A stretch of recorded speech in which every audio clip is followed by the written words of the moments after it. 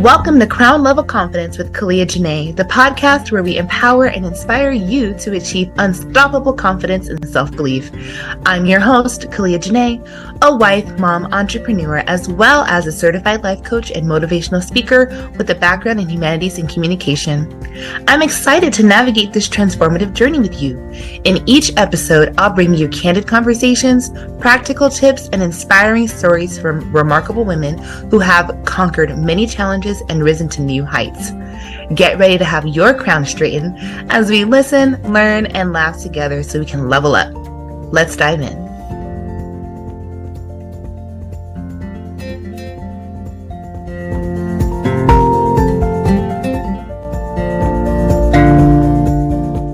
Hello, everyone, and welcome to this newest episode of Crown Level Confidence, where we are inspiring women worldwide to lower their stress and raise their level of confidence. Y'all, I am so excited. First of all, hello, I'm your host, Kalia Janae. I'm so excited. I didn't even introduce myself. I'm your host, Kalia Janae, your favorite mindset coach, but I have with me a very special woman here who we connected through a mutual friend. And over the past few months, she's been nothing but kind and gracious. And I could not be more excited to finally get her on the show, y'all. Please, from wherever you are, give a warm welcome to Nancy Benton. Nancy, say hey. Hey, thank you so much, Kayla. I know we had a little blips here and there to get this happening, but I'm so appreciative of what you're doing for me, but also for what you do for women all the way around. It's beautiful to hear what you've accomplished already. And I'm excited to be a part of that.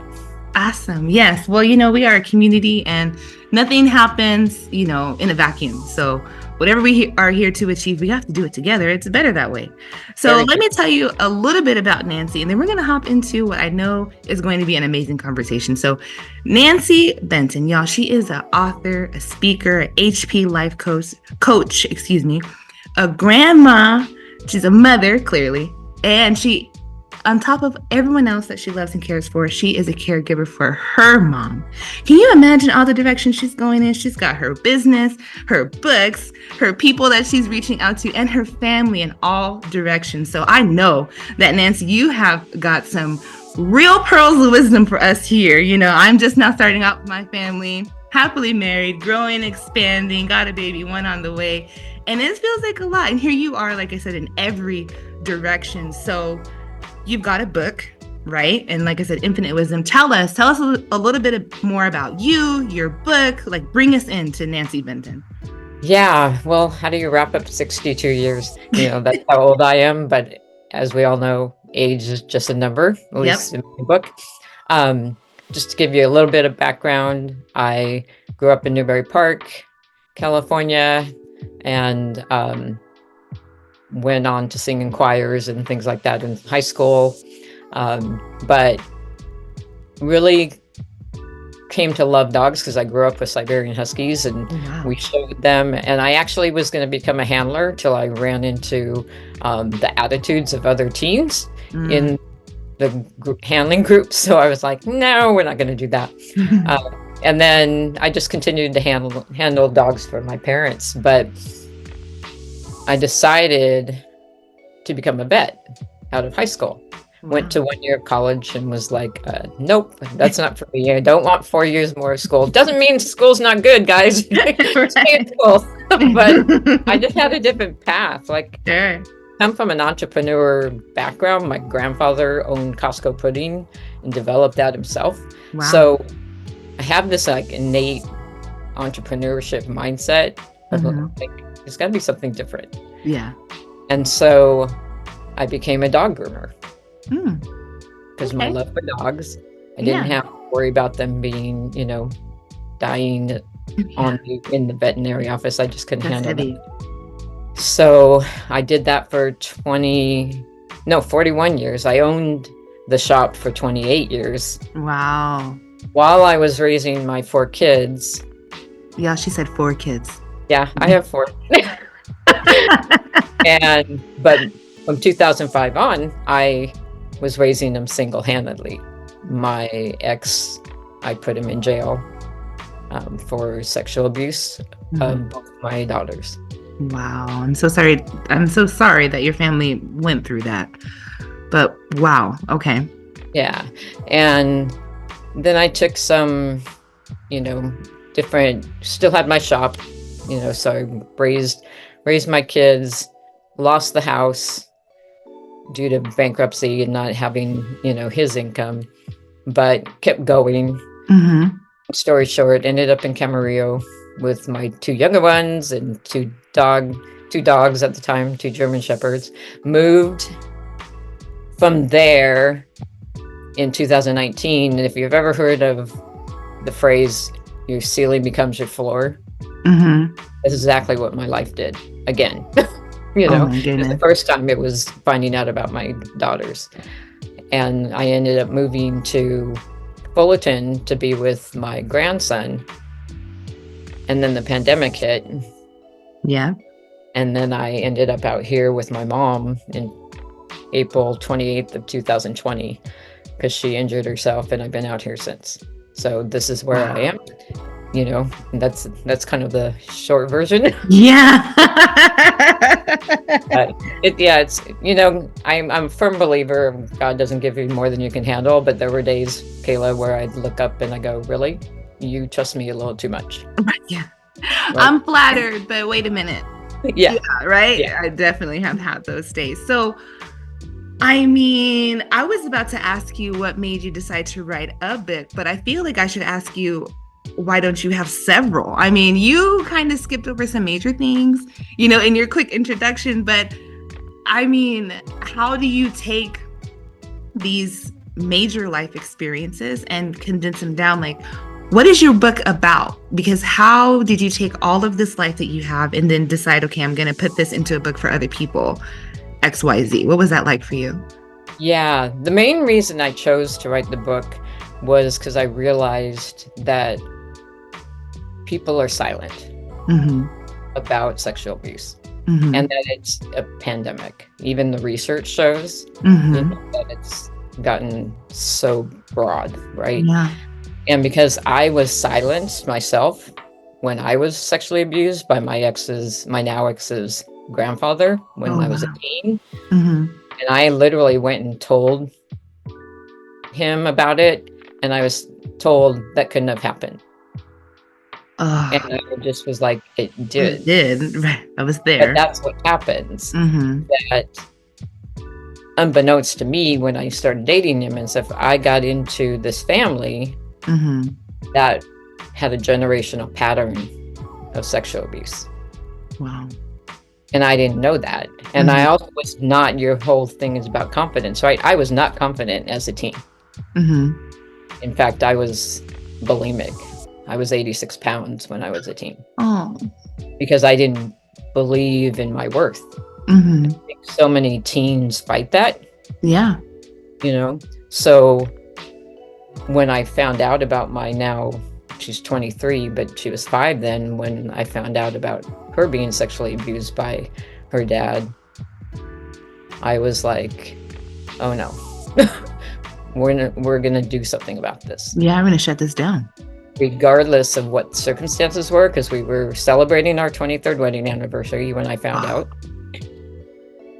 She told me in the bathroom, and this is in my book, and I was like, well, I can't go out and just accuse him. Right.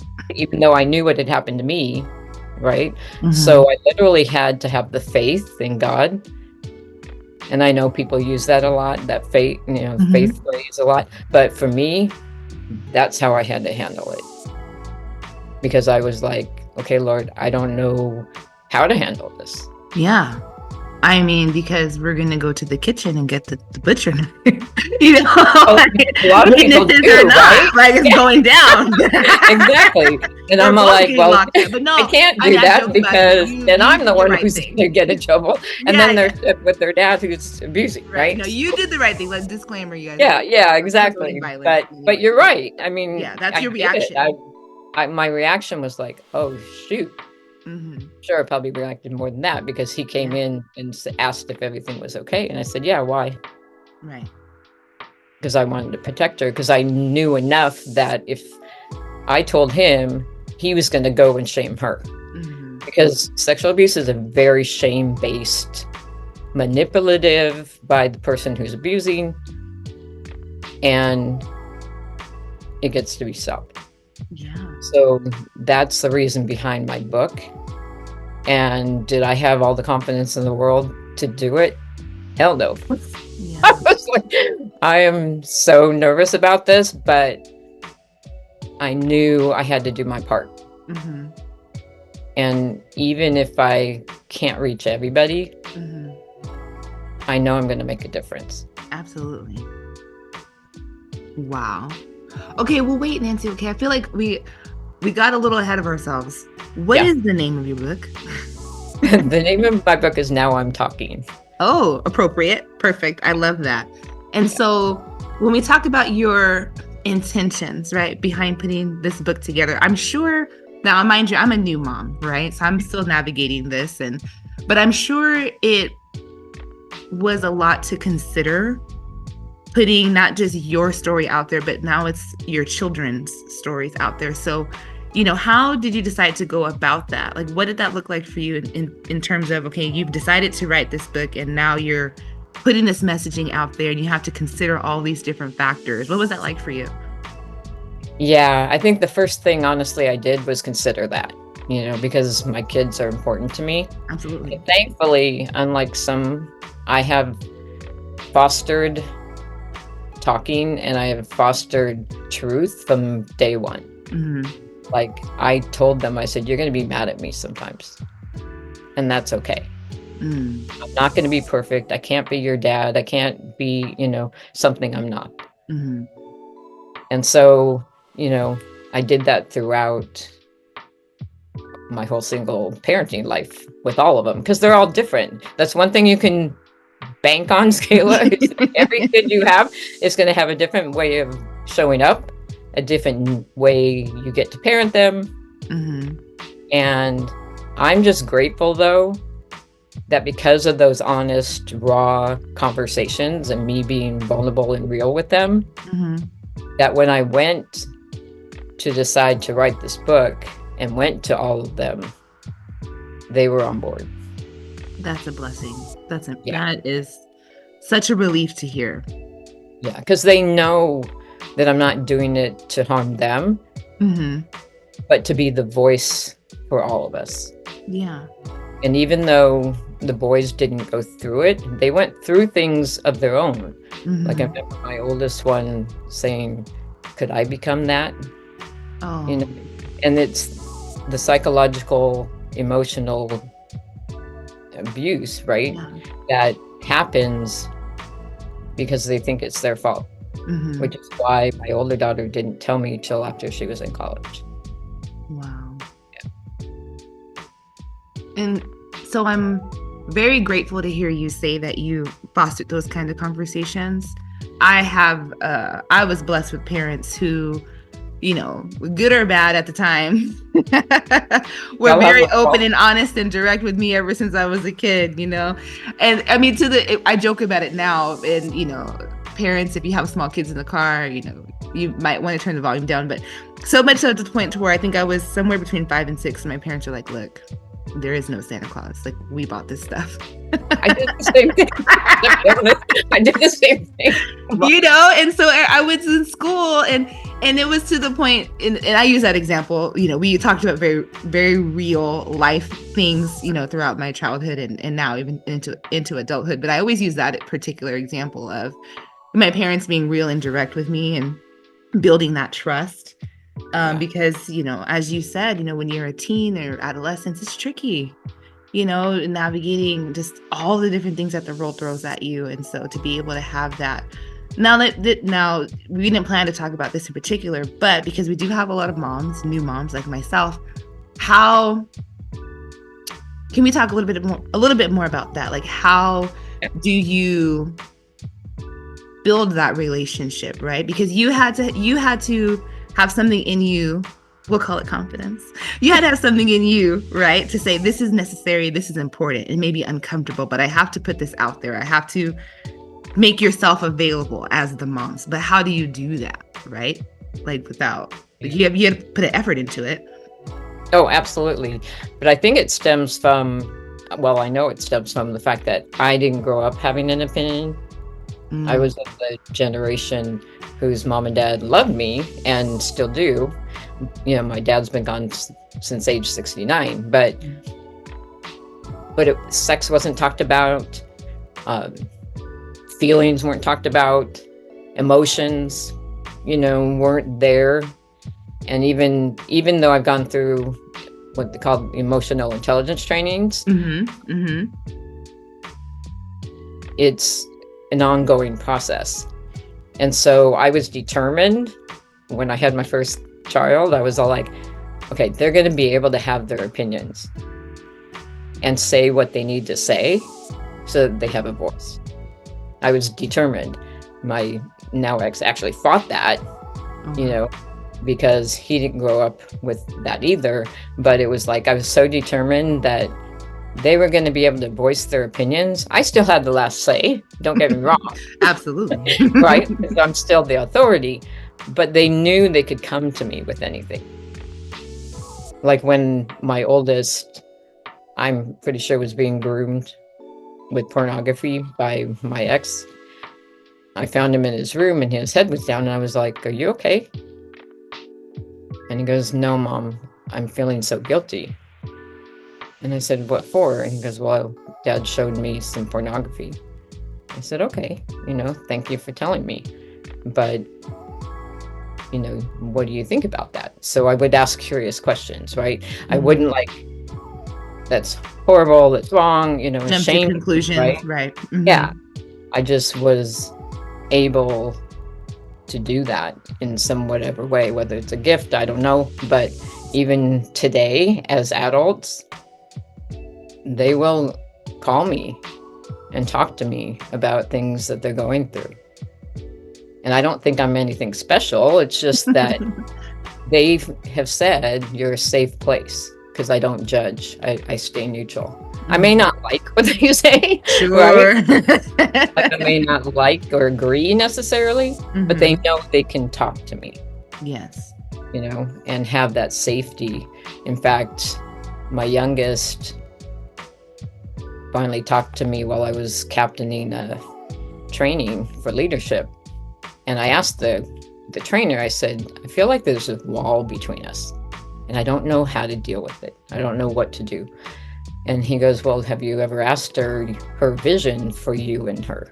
I said, "No, but that sounds like a good idea." So I arranged a talk and we talked for a while, and then she admitted that she felt abandoned while she was younger. And so we talked about it, and I talked about what boundaries were and what walls were, and I felt like this wall between us. And so we talked about it, and now things are so much better because I was willing to let down my guard. Sure. And show her that I took ownership of that, because I was doing other things. I was coaching soccer, her soccer team. And even though I supported her with her choir and different things, she required quality time. And I wasn't giving that to her. So every step of life, you have to be willing to look at your own self and decide, okay, how am I showing up? Because it's very rarely about the other person. And That's it's so really true. working on yourself. Yes. Wow.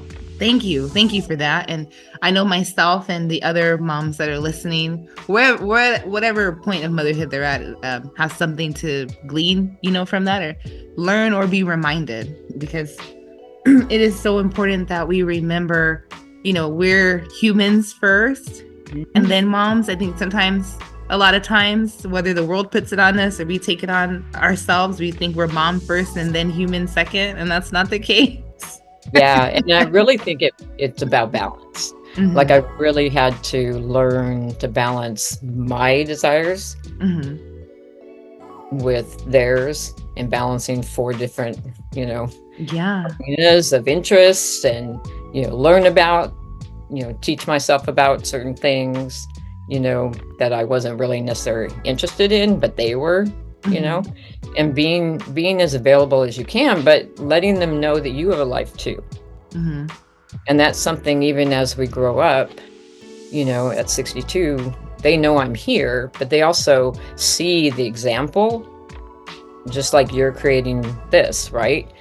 They're going to see that, oh, it's okay to do all that. But I don't have to just be put in a box. Right.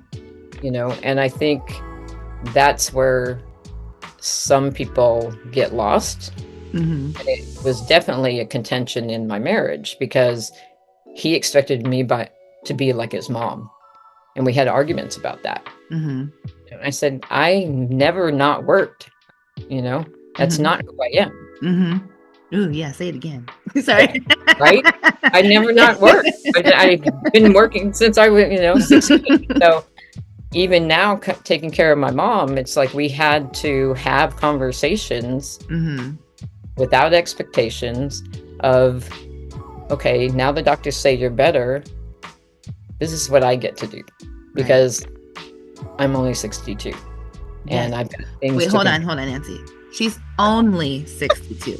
No, I'm sorry. I had to interject. What you were saying is so important, but we have to pause right here, because I'm so grateful that you have this mentality. And as the resident mindset coach, I'm like, yes, Nancy, yes. There's so much more life to be lived. Okay, I know people who limit themselves based on some perceived cap on age, and I fight so hard against that mentality. So thank you. We're gonna glaze over, but I had to highlight it because it's so important. Well, I appreciate that, because actually it brings me into why I started to become a coach. Yes. Because I was all like, okay, I've captained a leadership group, I've coached soccer for 20 years, I've worked with, different various ages in what they call MITT trainings, for emotional intelligence. And it's like, what am I going to do? It's like, I can't go outside and work, nor do I want to. I've never been that type of person, right? And I'm all like, but I got to make some income. So I was like, okay, well, you're in this journey of, figuring out how to balance your life with mom's, stuff. And I finally realized that everything I've done up to this point was teaching, mentoring, or coaching in some capacity. Right. So I'm like, well, Lord, you closed the door on my child visitation monitoring because of the pandemic. Now what? Like, I literally was like, what do you want me to do? Yes, we have to get to that point. Do it, right? And so that's when I decided, after captaining, I'm going, you know what? Becoming a coach would be good. Give me some form of income. And I can also work on my book and my speaking. So I was like, okay, this is aligned. And I was like, well, I don't know where to start, but we're going to find out. Sounds good so far. A friend of mine who actually runs risync.com, which is a coaching platform, approached me, and I was like, well, let me try that. Well, now it's been almost 4 years. I went through the course. It's a 3-month habit building course for anybody that's, high performance or wants to transition. I feel I work best with people who want to transition. Like, I worked with a 74-year-old who had arthritis and was allowing herself to not live. And in 3 months, I was able to get her out walking, get her moving. She ran for president at her assisted living place. Yeah. And I was just like, okay, this makes sense, And so I've worked with 20-year-olds on up to 74-year-olds, and I love it because I love seeing people win. Absolutely. Whether it's a small one or something bigger. So I've been coaching now for almost 4 years. Wow. Yes. If we were in a studio, it'd be like, cue the applause right now. Right? Yes, Nancy, I love it. Wow. Okay. The time always goes by way too fast on I the know. show. There's so many more questions I could ask you, about your book. I do feel like this is not the last time. I hope it's not the last time we'll have you here on the show. Oh, I But would love to come back. we have approached what we call the final word, right? So I'm going to ask you to think about what your main message is. We've covered a lot in this short amount of time. Believe it or not, we have covered so many different things. But what's the main thing that you want the ladies that are listening to hear, from your God-given wisdom to our ears? What do you want to leave us with? Yeah, I think honestly, what I want to leave everybody with is that just go for it. It doesn't matter what people think. I used to think that. It doesn't matter if it's small or if it's big. Mm-hmm. Don't compare yourself to anybody else. Your journey is so unique. Mm-hmm. But we're here to, in my opinion, to use what we've gone through to better this world. Mm. If I can do that with one person, even if it's one person at a time, then it'll be worth it. Then I'll know when I leave this earth that I've made a difference. And I know I already have, but the journey's not over until you're underground, as far as I'm concerned. Absolutely. Wow, y'all. Nancy Benton, okay? You can follow her on Instagram at Grammy Forever. I love it. GRAMMIE 4 ever EVER. That is so cute. And of course, y'all know she is in our Crown Level Confidence Between the Episodes Facebook group. So if you're not in the group, get over there and let her know how much she has impacted you. I know that the topics we covered today are pretty sensitive. However, we need to keep talking about them because so many families are afflicted by sexual abuse, and it was not talked about enough. Okay, we need to cut it out. And so if you don't want to, publicly acknowledge, send her a message. She's very accessible, but don't spam her, y'all. Don't spam her. If you want her services, follow the proper channels to receive them. Okay. But Nancy, again, I can't thank you enough for just being a part of our community, being as genuine and as kind-hearted as you are. I'm sure your whole family just soaks you all the way up. And now I'm happy to have you a part of this family. So thank you for making time to be on the show and sharing your story and your book with all of us. Thank you. I really appreciate you allowing me to do this. It's been amazing. Awesome. All right, y'all, stay tuned for some special announcements. And like I said, I love y'all, and I'm so grateful that you love me too. All right, have a good day, y'all. Hey, Crown Level Confidence listeners, mark your calendars for Saturday, July 20th, 2024, and join us at the next Networking on Purpose event hosted by NOP at Women's Resources, Inc. NOP is dedicated to empowering women entrepreneurs through expert-led workshops, training, and motivational sessions. For more details, visit www.womensresourcesinc.org. Can't wait to see you there. Thank you for tuning into another empowering episode of Crown Level Confidence with Kalia Janae. I hope you enjoyed today's conversation and found it both insightful and inspiring. If you'd like to be a featured guest on the show and share your journey of confidence and self-belief, please reach out to me at podcast@kaliajanae.com. I'm always eager to connect with remarkable individuals who have a story to tell. And for those interested in connecting with me for speaking engagements or mindset coaching, you can find more information on my website, kaliajanae.com. I'd love to hear from you and explore how we can work together to inspire and empower others. Don't forget to subscribe to the podcast on your favorite platform so you never miss an episode filled with actionable tips and heartfelt stories. If you enjoyed today's episode, I'd truly appreciate it if you could leave a review on your preferred podcast platform. Your feedback helps us reach more listeners and inspire even more people to straighten their crowns. Remember, your journey to unstoppable confidence is a continuous adventure. I'm happy to support you every step of the way. Keep believing in yourself, keep shining, and always wear your crown with pride. Until next time, this is Kalia Janae, your host, signing off. Stay confident, stay empowered, and keep leveling up.